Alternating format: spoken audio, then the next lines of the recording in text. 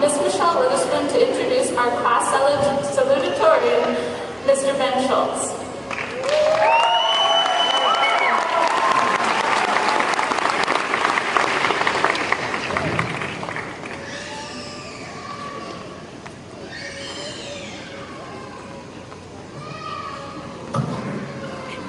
Ben, can you please come up to the stage? I know I'm sick.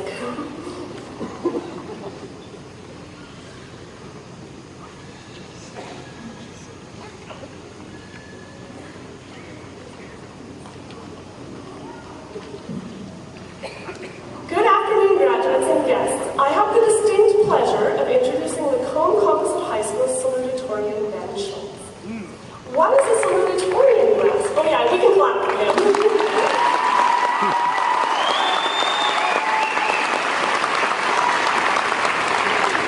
He sure doesn't look like me. A salutatorian has the second highest average of this year's 237 graduates.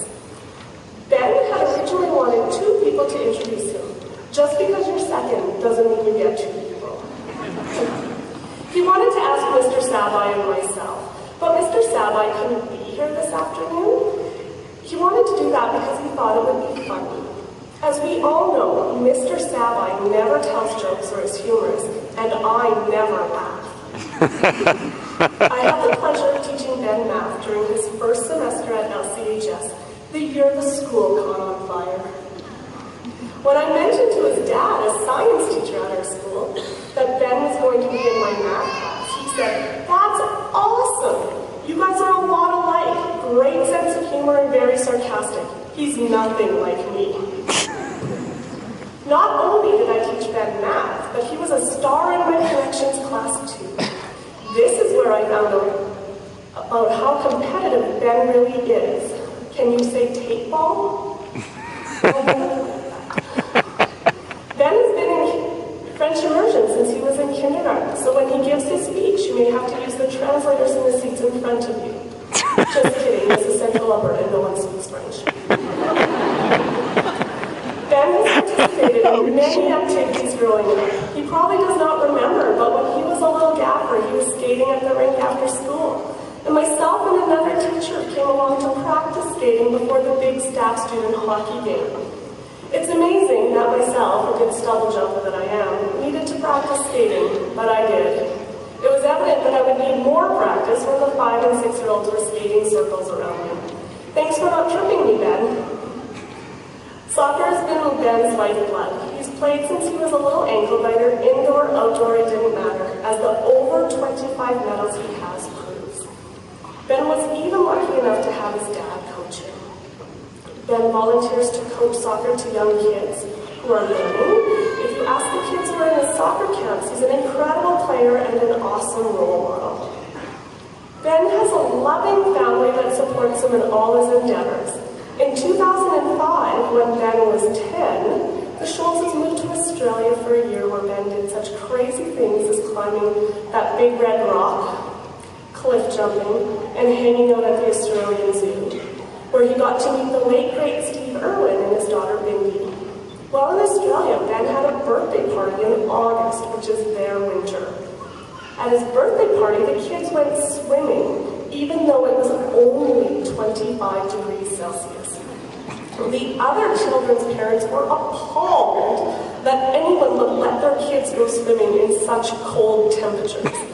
And we in central Alberta finally got that weather! The travel bug hit the Schultzes, and 5 years later it's off to Africa. In Africa, Ben tutored at an orphanage, went on a safari where he saw a lion take down a leopard. Even the tour guide hadn't seen that before. Witnessed an elephant mourn her stillborn calf. The highlight of his trip was climbing Mount Kilimanjaro. Ben and his dad woke at midnight to climb to the summit to see the sunrise. Despite his asthma, Ben made it to the top. This shows Ben's perseverance to see such an awe-inspiring moment in time. His mom, Kathy, and his dad, Steve, couldn't be prouder of their son. Although Ben is sometimes embarrassed by his dad's thriftiness, in his words, "My dad would spend an extra $30 to use a 5-cent coupon." younger siblings, Michaela and Andrew, who are lucky to have a role model like Ben. Don't worry, Ben has not been perfect though. Ben has received a red card in his past. When he was 5, he cut off his sister's ponytail. She was fine with it, and him being such an organizer that he had everything neatly placed in the garbage can. Ben has many qualities that will make him successful as he heads to RBC next year, to enter the pre-professional program in the sciences with the end goal of being a doctor. He is determined, a perfectionist, very loyal, extremely competitive, a true friend, and he does it all with a great smile. Please join me in congratulating Ben on the honor of being Macomb Composite Salutatorian of 2013. In his words, stolen from Einstein, the secret to creativity is hiding resources. Wow.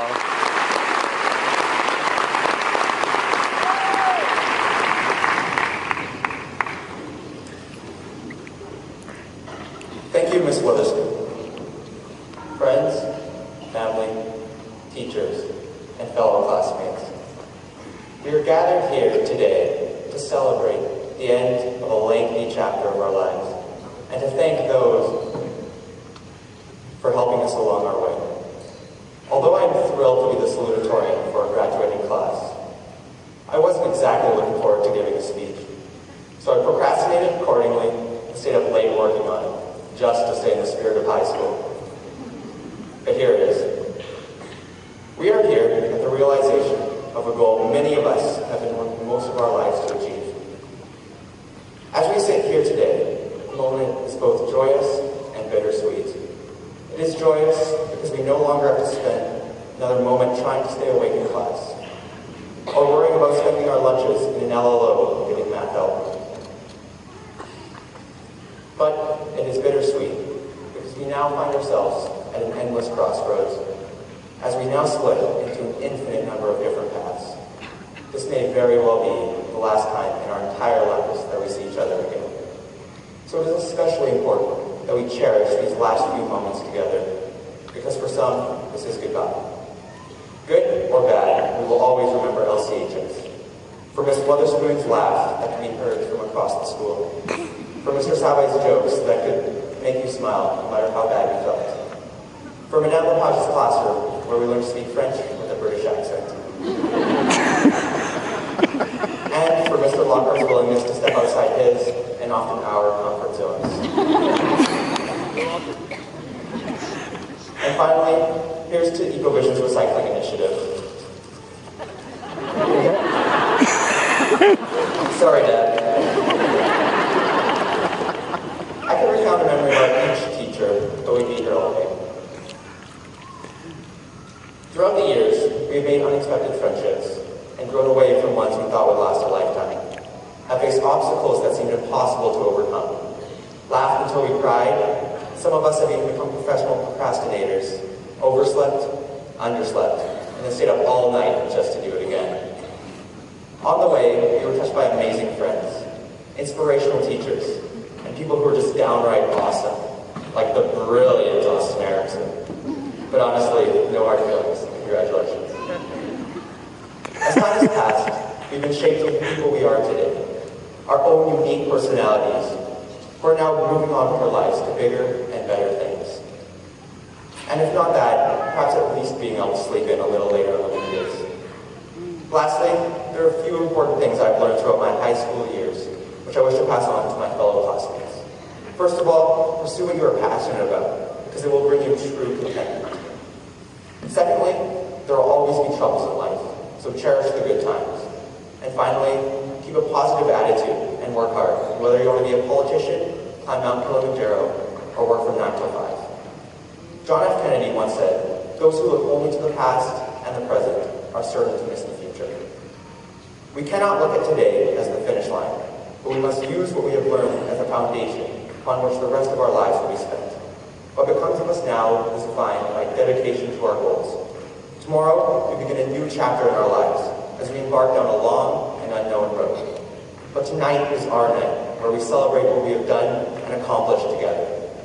To wrap this up, I'm proud to be here graduating today as a member of the awesome class of 2013. And good luck to us all.